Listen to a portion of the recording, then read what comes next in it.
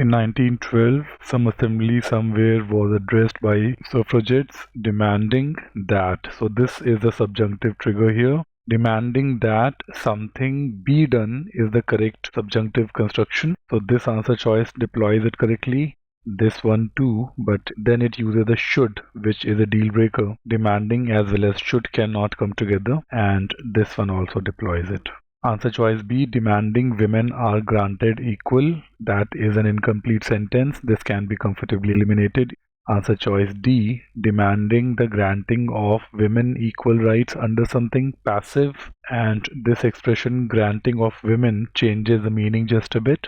So these two can be eliminated. A, C, E, which anyway deploy subjunctive mood correctly, are the main contenders, out of which C is anyway gone. So it's between A and B. The usage of must alongside demanding is again redundant, so answer choice A can also be eliminated. Let's confirm answer choice E once. At some point in time, some assembly somewhere was addressed by someone demanding that women be granted equal rights under whatever. Makes perfect sense, employs the correct bossy verb plus that plus be construction, is concise, free of any redundancy. E is the best answer choice.